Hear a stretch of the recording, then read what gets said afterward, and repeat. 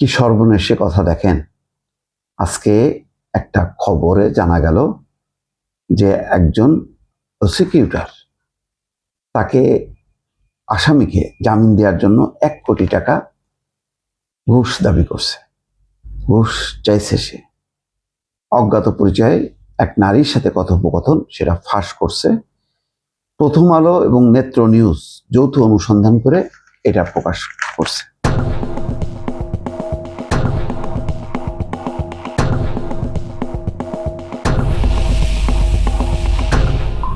আমরা কিসের মধ্যে আসলে বসবাস করছি? কোনো নীতি নৈতিকতা কিচ্ছু আছে? মনে আছে সেই যুদ্ধ অপরাধ ট্রাইব্যুনালে একজন নারী ব্যারিস্টার এই কেলেঙ্কারি করেই তো পরে সেখান থেকে তার বিদায় ঘটছিল। এখন সম্ভবত সে কারাগারে আছে। এখন নতুন নাম সাইমুম রেজা তালুকদার। ফজলে করিম চৌধুরীর জামিনের ব্যবস্থা করার বিনিময়ে টাকা চেয়েছিলেন।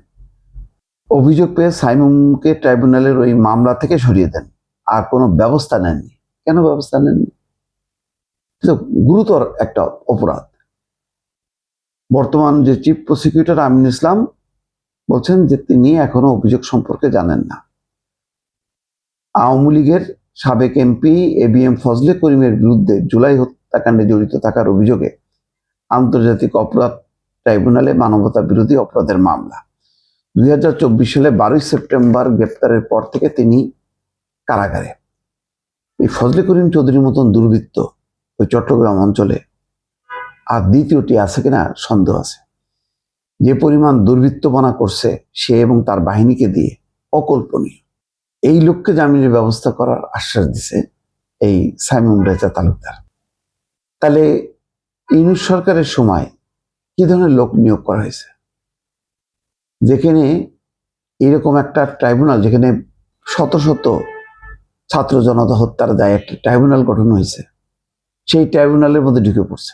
আওয়ামী লীগের কারাবন্দী একজন সাবেক রাজনীতিকের জামিনে মুক্তি পাইয়ে দেওয়ার জন্য তার পরিবারের কাছে 1 কোটি টাকা চেয়েছিলেন আন্তর্জাতিক অপরাধ ট্রাইব্যুনালের একজন প্রসিকিউটর, রাষ্ট্রপক্ষের আইনজীবী। হোয়াটসঅ্যাপ কথোপকথনের একাধিক অডিও রেকর্ডিংয়ে এমন তথ্য পাওয়া গেছে। রেকর্ডিংগুলো সংগ্রহ করেছে প্রথম আলো এবং নেত্র নিউজ। রেকর্ডিংগুলোই চট্টগ্রাম 6 আসনে আওয়ামী লীগের সাবেক এমপি ABM ফজলে করিম চৌধুরীর বিরুদ্ধে করা মামলার দায়িত্বপ্রাপ্ত প্রসিকিউটরের একজনের কথোপকথন রয়েছে। এই প্রসিকিউটরের নাম মোহাম্মদ সাইমুম রেজা তালুকদার। জামিনের বিষয়ে তিনি ABM ফজলে করিম চৌধুরীর পরিবারের সদস্যদের সঙ্গে বিভিন্ন সময় কথা বলেছেন। প্রথম আলো এবং নেত্র নিউজ রেকর্ডিংগুলো যাচাই বাছাই করেছে। এখন কালকে দেখলাম তাকে সরাই দেওয়া হয়েছে সম্ভবত এই অভিযোগের ভিত্তিতে। এইটি কি যথেষ্ট? মানে শস্যের ভিতরে ভূত পাওয়া যখন গেছে, এটার কি ভালোভাবে তদন্ত হবে নাকি এইভাবেই জিনিসটা চেপে যাওয়া হবে? সেটা একটা প্রশ্ন। মানে কোনো এইরকম একটা স্পেশাল কোর্ট বা ট্রাইব্যুনাল, সেখানেও যদি এই টাকা লেনদেন হয়, তাহলে বিচারও কি কেনা বেচা হবে কিনা? আমার কাছে এখন তো যথেষ্ট সন্দেহ হচ্ছে, এবং কতটা স্বচ্ছতার সাথে বিচার হবে সেটাও আমার প্রশ্নদর্শক।